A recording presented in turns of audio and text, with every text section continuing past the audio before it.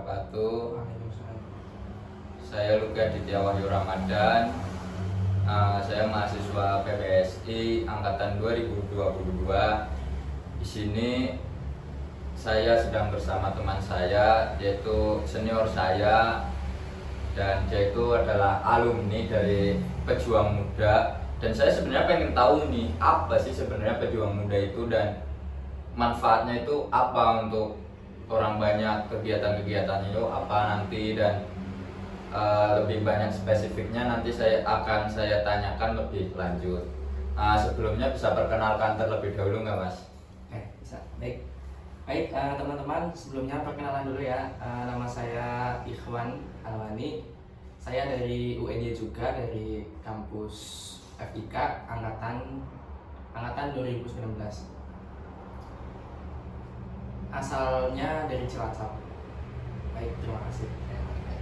Jadi saya sedang bersama saudara Ikhwan, prodi FIK dan angkatan tahun 2019. Jadi dia itu dulu itu pernah ikut Pejuang Muda. Dan sebenarnya Pejuang Muda itu apa sih, Mas? Mungkin dijelaskan ya, Pak. Pejuang Muda sendiri itu adalah salah satu program dari Kampus Merdeka, di mana pada waktu itu rilis pada tahun 2021 akhir, sekitar bulan Oktober sampai bulan Desember. Nah, itu Mas. Oh, jadi Pejuang Muda itu pertama kali rilis itu tahun 2021 akhir. Jadi Pejuang Muda itu gimana sih cara daftarnya gitu biar kita itu bisa ikut Pejuang Muda itu? Itu kan bagian dari Kampus Merdeka kalau nggak salah, atau enggak? Jadi mungkin saya jelaskan lebih spesifiknya lagi bahwa Pejuang Muda itu salah satu bagian dari Kampus Merdeka dan dinaungi oleh Kementerian Sosial.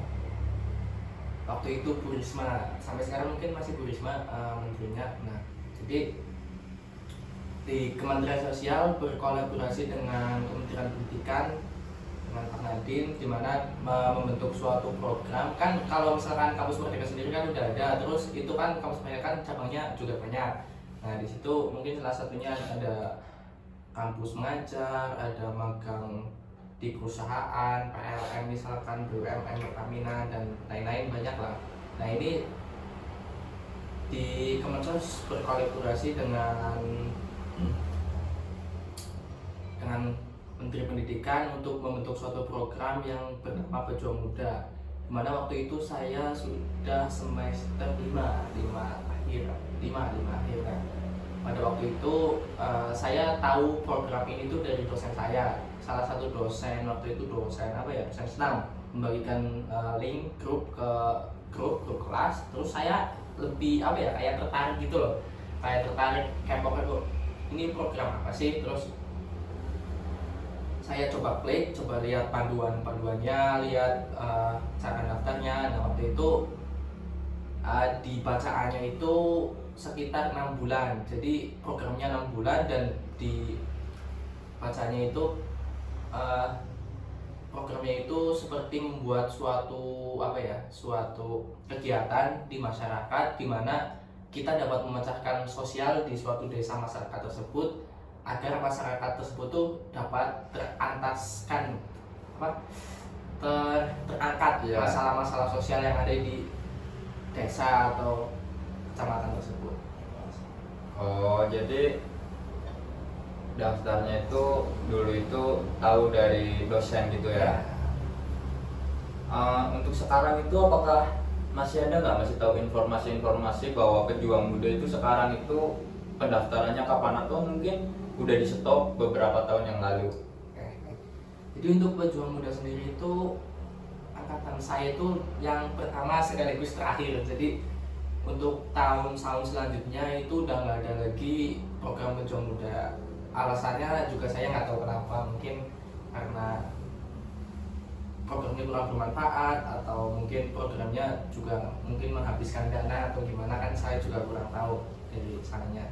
Cuman pada waktu itu banyak banget teman-teman saya yang pengen ikutan juga tahun selanjutnya biar ikut Pejuang Muda. Banyak teman-teman saya yang teman kuliah, teman luar kampus juga, teman-teman yang kuliah di kampus lain kayak ini masih buka nggak sih pejuang mudanya, saya pengen daftar, gimana cara daftarnya.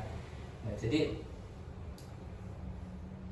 pada waktu teman-teman saya pada nanya, saya bilang nggak tahu, cek aja di IG-nya, coba aja masih ada. Ternyata terakhir juga tahun pertama dan terakhir tahun 2021.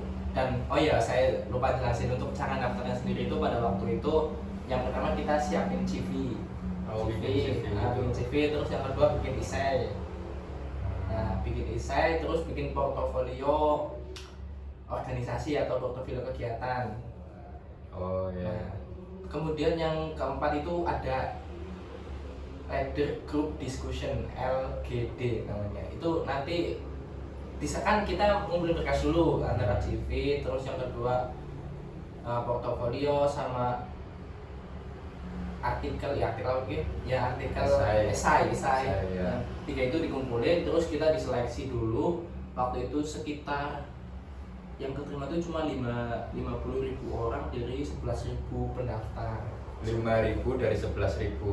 Oh, berarti 11.000 apa 11.000 apa 12.000 gitu lah. Pendaftar yang terima cuma 5.000. Itu tahap awal 5.000. Nah, jadi untuk program itu diterapkan di seluruh kabupaten di Indonesia. Oh, berarti menjangkau seluruh wilayah kabupaten Indonesia. Jadi setiap kabupaten diisi sekitar 9 sampai 10 mahasiswa Pejuang muda gitu. pejuang muda. Di situ kelompok, terus disebar di kabupaten. Nah, lanjut ya. Mungkin setelah saya waktu itu ngumpulin esai, terus ngumpulin berkas, CV dan portofolio, kan keterima tahap 1, ada tahap 2. Pertama terima tahap 1 kita disuruh diskusi di Zoom, diskusi terkait masalah-masalah sosial. Jadi kita di situ harus aktif ngomong biar kan ada mentor yang di situ gabung khusus nilai gitu loh. Jadi di situ kita aktif ngomong, aktif berpendapat gimana sih cara waktu itu menyelesaikan masalah banjir di Papua apa ya kalau nggak salah. Gimana sih cara mengatasinya, gimana gitu. Terus mentornya nilai, terus habis itu kita keluar dari Zoom, terus nunggu pengumuman yang kedua. Nah, pengumuman yang kedua itu sekitar 4.500-an, jadi yang gugur lagi sekitar 1.000-an lah. Jadi kayak gitu. Jadi itu ada 2 tahap atau nyampe berapa tahap gitu? Itu cuma 2 tahap gitu. Oh, berarti langsung lolos gitu, Mas? Iya, langsung lolos. Dan iya, langsung lolos. Nah, nih aku mau tanya nih. Kan Mas itu sendiri pejuang muda kan tadi katanya di kabupaten yang ada di Indonesia. Mas itu sendiri ditugaskan di daerah mana gitu kalau boleh tahu? Untuk saya sendiri waktu itu ditugaskan di Kabupaten Blora. Nah, jadi setelah saya keterima, terus diberi pembekalan secara online, melalui Zoom. Kecuali yang ada di Jakarta, kan pusatnya di Jakarta di kantor Kementerian Sosial. Kalau mahasiswa yang dekat di Jakarta itu pembekalannya langsung.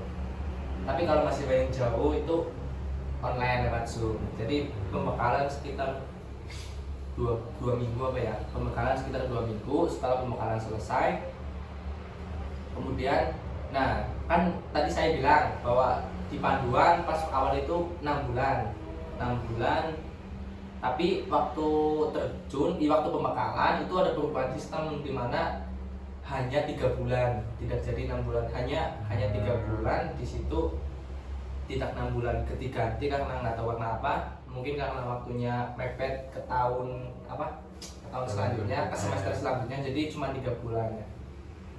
Setelah pembekalan terus saya diterima di Kabupaten Blora. Habis pembekalan 2 minggu saya berangkat ke Blora, langsung ke dinsosnya, laporan dengan foto geodag di sana buat laporan ke sistemnya. Kalau udah di Blora udah siap buat terjun ke masyarakat gitu. Oh iya, kalau Mas sendiri itu kan Mas kan mahasiswa UNJ nih, ada nggak sih teman dari UNJ gitu yang bertugas bareng di Blora gitu? Kan biasanya kan mungkin ada teman gitu ataupun datang sendiri gitu ke Blora dari UNJ. Oh iya, pertanyaan itu. Jadi waktu itu ada teman saya di UNJ juga. Jadi waktu itu saya kan ngontrak sama teman saya, yang daftar 3 saya sama teman saya 2 cowok, terus yang keterima 2 saya sama teman saya cowok. Jadi 3 orang yang keterima 2. Nah, itu sama angkatannya, dia jurusan teknik mekatronika. Nah, tapi di angkatan ada angkatan 18 kakak tingkat juga keterima juga 1. Jadi itu sama-sama Cilacap juga. Jadi saat 3 saya kan dari Cilacap itu, jadi yang kuliah di UNJ 3 dari Cilacap, ada tempatan di Cilacap, terus berangkat ke Blora bareng orang juga. Nah kan setelah selesai nih diterima nih ke Blora, terus habis itu di sana kan 3 bulan kan. 3 bulan itu kegiatannya itu ngapain aja sih? Kayak misalnya adaptasi dengan lingkungan itu susah nggak, atau masyarakat tanggapannya gimana setelah ada pejuang muda di situ? Kan sebelumnya kan nggak pernah kan? Nah, bisa dijelaskan nggak? Jadi waktu pertama ke situ kan saya juga sebagai mahasiswa, sebagai orang Cilacap tidak pernah itu ke Blora kayak apa, tidak pernah sama sekali, tidak pernah ke Kabupaten Blora. Jadi itu pertama kali ke Blora, motoran, pakai motor dari Jogja ke Blora itu sekitar 7 jam. Waktu itu hujan lagi, motor hujan jauh. Nah terus sampai sana saya kagetan ban motor saya gembes bocor. Terus tiba-tiba ada orang tua nyamperin sama teman-teman yang udah di situ, yang udah nungguin saya, teman-teman. Nah jadi kan jelasin dulu ya. Jadi di Kabupaten Blora itu waktu itu saya bersama 10 orang, yang 3 dari UNJ dari Cilacap, yang 7 dari Blora asli masih, tapi dia mahasiswa asli, rumahnya asli Blora, cuman ada yang UNES, ada yang Undip, mahasiswa UNES, ada yang mahasiswa Undip.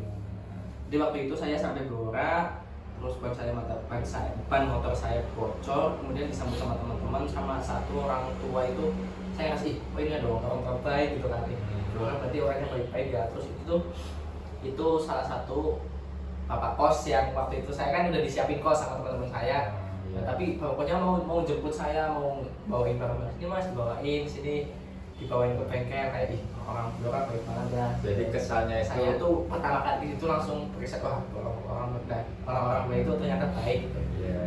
Setelah menjalani beberapa minggu juga kirain statement tersebut tuh kayak wah mungkin baik di awal doang ketemu, tapi enggak, setelah berkelanjutan 1 minggu 2 minggu di Blora ternyata emang benar orang-orang Blora itu orangnya tuh masyarakatnya baik-baik, sopan-sopan, santun. Soalnya di Blora tuh masih apa ya, masih kental Jawanya ini. Jadi kayak makanya ya orang Jawa kan sopan santun gitu kan. Nah, jadi santun-santun. Teman-teman Blora asli Blora juga baik-baik banget yang mahasiswa itu. Jadi kayak kalau ada apa-apa hubungi kita aja, kita kan asli Blora, biar bisa bantu misalkan. Nah waktu itu saya vaksin ke di Blora. Terus ada teman saya yang mau nganterin, terus dia rela panas-panasan daftar buat nganterin saya vaksin. Itu kayak baik banget ini orang. Nah itu, dan juga ada teman saya satu lagi yang itu pejuang muda satu kelompok, tiba-tiba suka nganter makanan ke kos, ke 3 orang, ke saya sama teman saya kan ngekos bareng, nganterin makanan kalau malam ini ada makanan di depan pintu diambil. Kayak wah baik banget ya, kayak wah rasanya baik banget. Berarti keluarganya itu dapat di situ ya. Jadi sekian aja nih wawancara dengan teman saya Iwan, mahasiswa UNJ FIK angkatan 2019 ya. Dan sekian informasi mengenai pejuang muda yang sekarang ternyata sudah tidak diadakan lagi atau ditutup. Dan semoga buat teman-teman yang bertanya-tanya pejuang muda itu kapan lagi sih, semoga aja di tahun ini atau mungkin tahun depan bisa dibuka lagi dan teman-teman bisa untuk mendaftar. Dan terima kasih kepada Mas Iwan, semoga apa yang Mas Iwan ucapkan tadi bermanfaat untuk kita semua. Oke, saya pamit undur diri dulu sebelumnya. Assalamualaikum warahmatullahi wabarakatuh.